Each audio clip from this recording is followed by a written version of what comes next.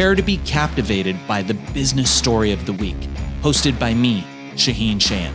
Join us on a journey through the twists and turns of entrepreneurial triumphs and setbacks.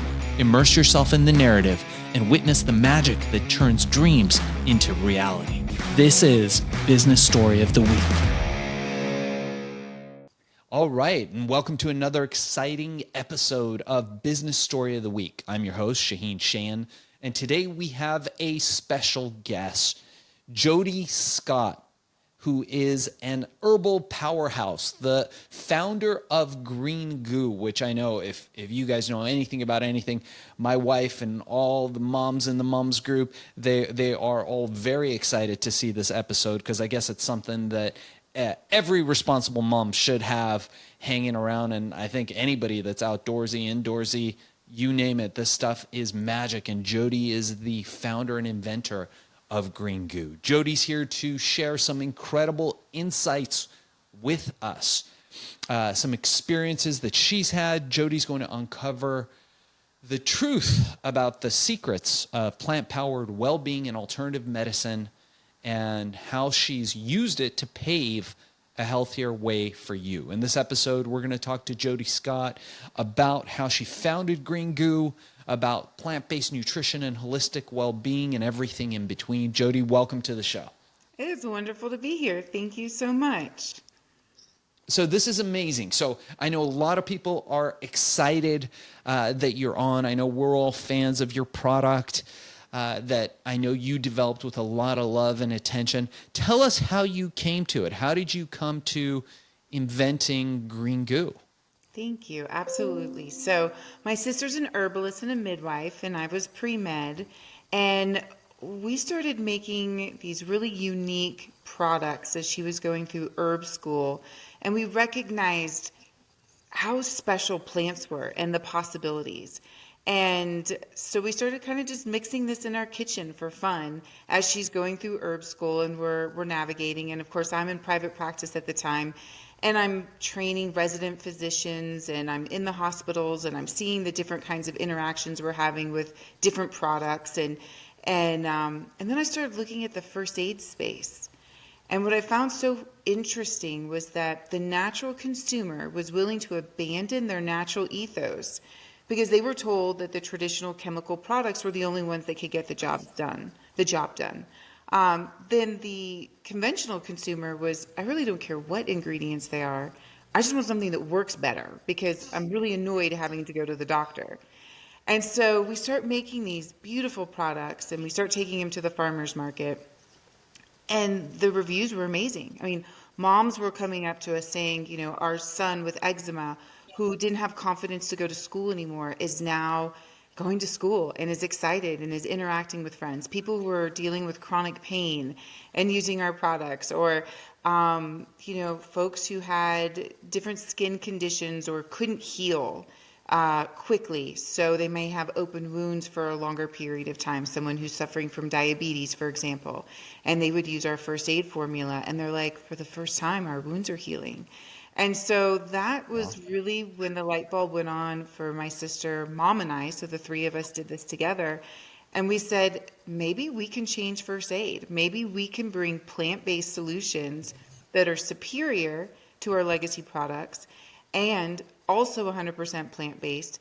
And hey, let's also bring some sustainability and a lifestyle brand because everything in first aid kind of looked medical. It wasn't fun.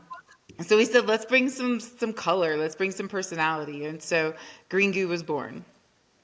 So you guys were making this yourselves? Like you were making it up in your kitchen or? We sure were. And, you know, when we first started meeting with manufacturers, because we said, okay, we need to scale this and we want to be credible. We wanted to register with the FDA and no manufacturer would pick us up. They said, why don't you just go get pre-made extracts that are already made on the market, and then we would consider it.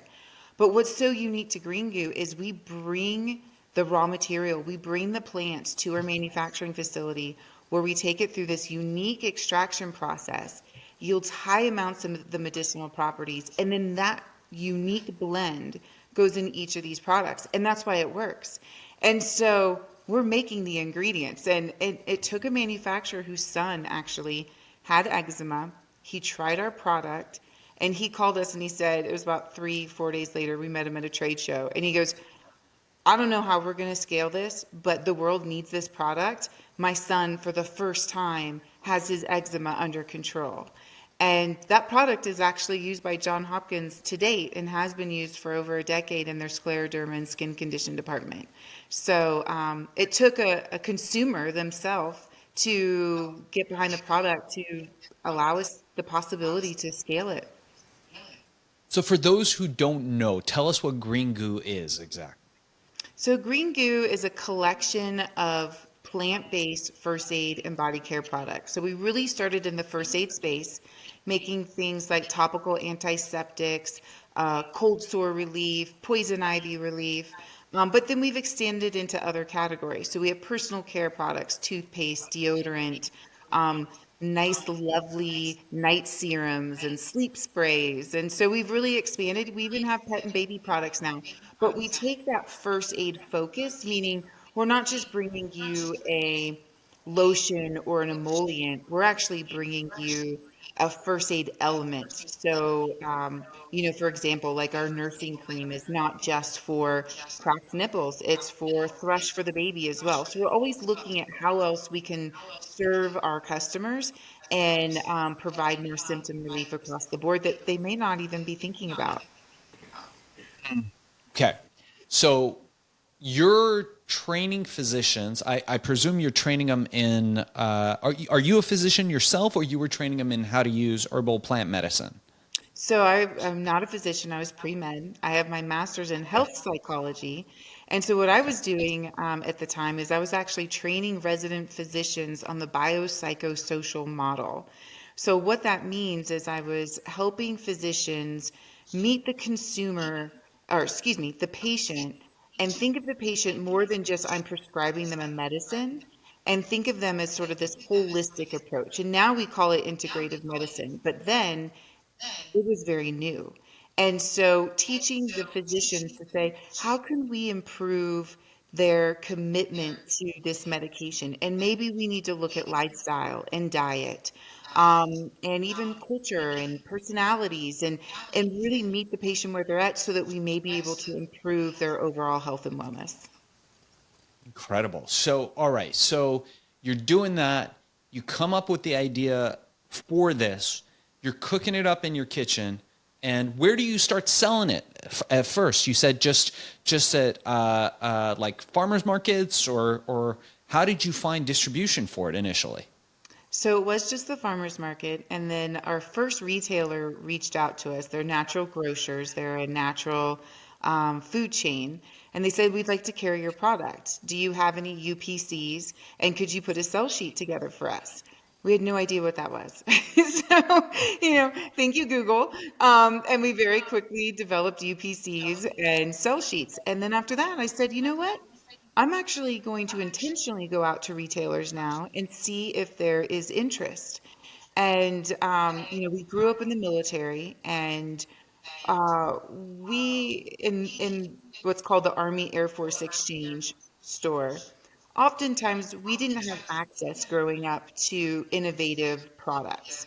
The Air Force Exchange oftentimes carried your essentials. And so, growing up, very passionate about health and wellness products, we would have to venture sometimes an hour away, depending on where we lived, to find natural products. And so for us, it was very near and dear and authentic to reach out to them to say, hey, we have some plant-based first aid products. Never thinking I would get the appointment, and I did. And then during the meeting, they said, okay, we want to carry your product and we'd like to do an end cap. And can we get a line sheet? And again, we didn't know what half of these terms were. But we got the opportunity. And from there, it really opened up grocery stores for us, other retailers. And it was really sort of a domino effect and going out and cold calling different retailers. Wow. So from cold calling. Okay. Hmm. So the show's called Business Story of the Week, and I know a lot of our listeners and viewers are very interested about the entrepreneurial path that you took. Because it's very different, right? If you've got a job where you're training physicians and then taking the risk of saying, "Hey, you know what? I think this has legs. We're just going to run with this." So presumably at this time you were still had your day job, and your family was still doing their work as midwives and doing all the stuff that they're doing, but you decided to launch this on the side. Was there a time where you said, "Hey, you know what? We're going to go all in on Green Goo"? We did. And interestingly enough, I was living in Texas.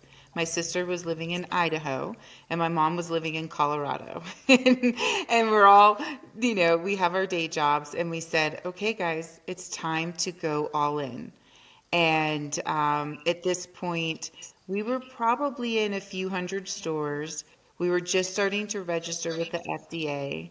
And we've been incredibly scrappy. And so we said, okay, let's do it. So all three of us relocated, or my parents were already in Colorado, located to Colorado.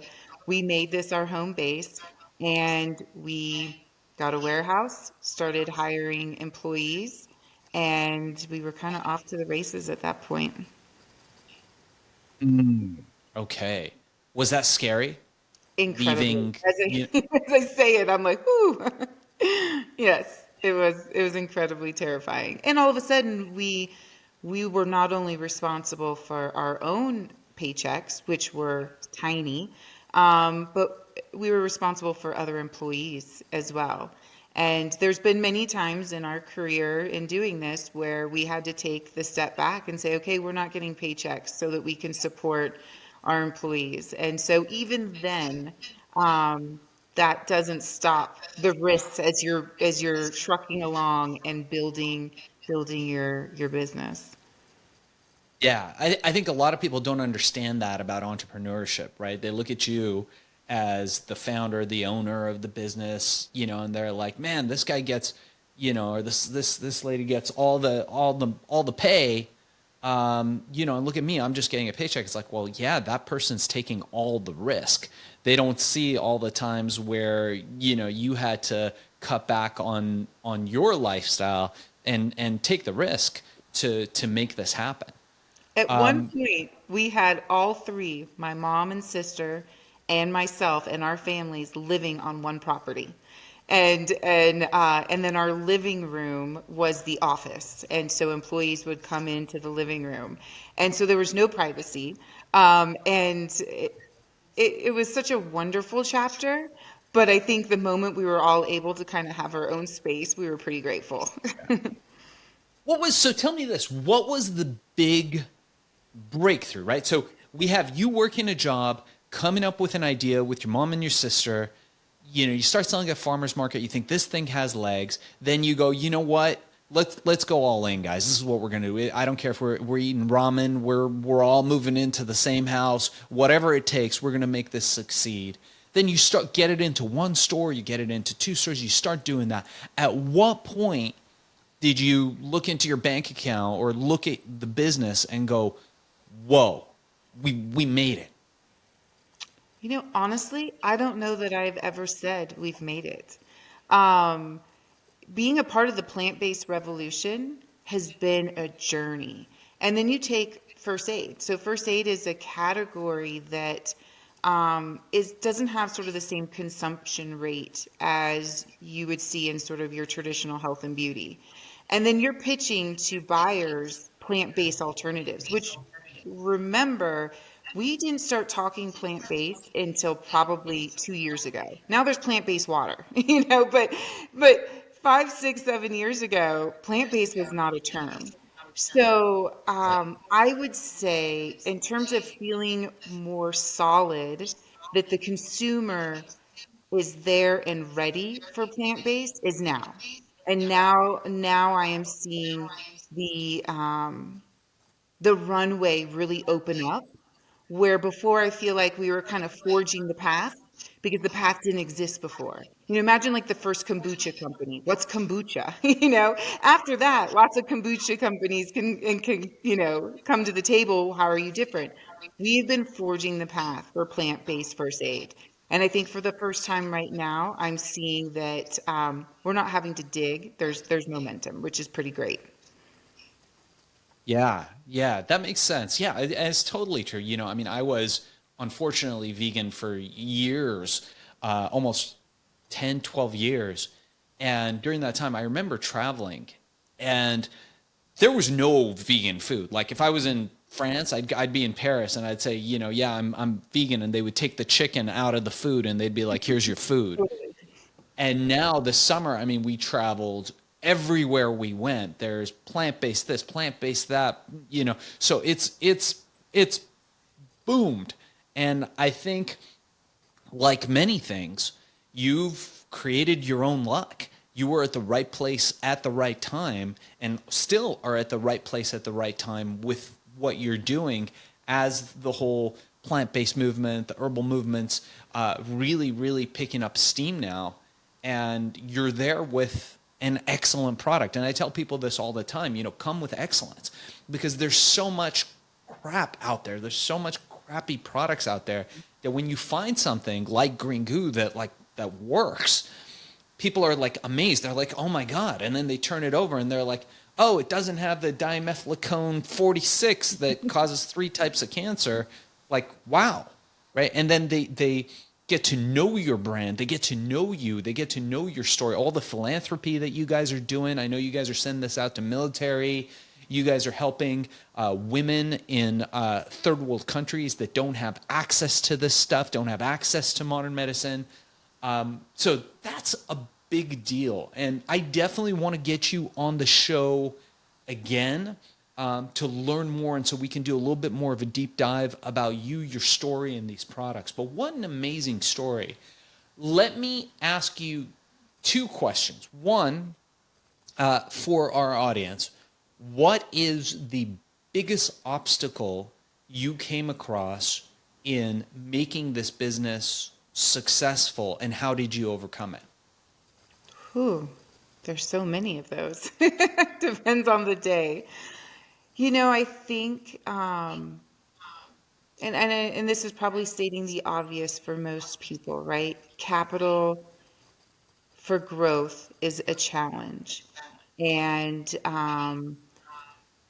growing as fast as you can financially support it, and being incredibly scrappy and creative. And so that's what kept me up late at night, was going, okay, we have limited resources. How can we continue to get market share, build a brand, exceed expectations, back to your point of efficacy, never compromise the formulas, um, give a price point to consumers that is attainable while also maintaining profitability. And that is a constant dance. um, but one that I would say was the biggest hurdle in discerning if Green Goo had a future, and how to continue to be available to consumers. Um, so I think that's probably the biggest overarching one, minus all the other hiccups that consumers have had to, or businesses had to deal with, in terms of capital markets changing and COVID and lockdowns, and going from, retail footprint. We were 98% retail footprint when we went on lockdowns. And I mean, if you're first aid and you have poison ivy, you need a solution like now. And so building our direct to consumer model essentially overnight to keep our business afloat. And thankfully, of course, direct to consumer and the ability to bring products to people's front doors also became optimized. So it worked well together.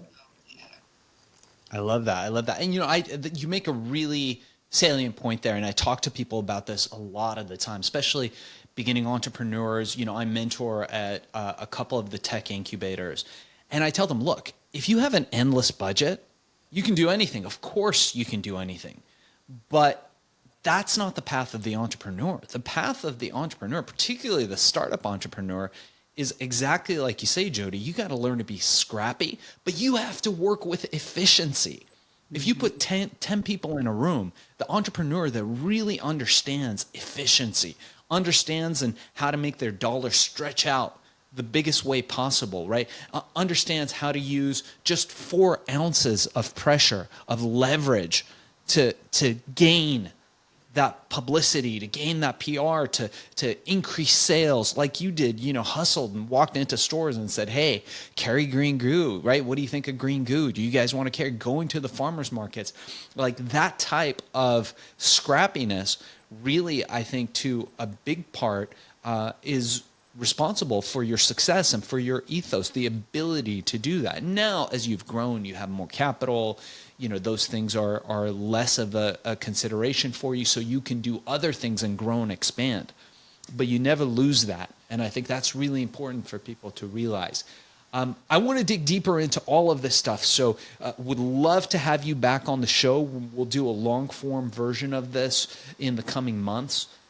How do people get a hold of you and learn about you and Green Goo?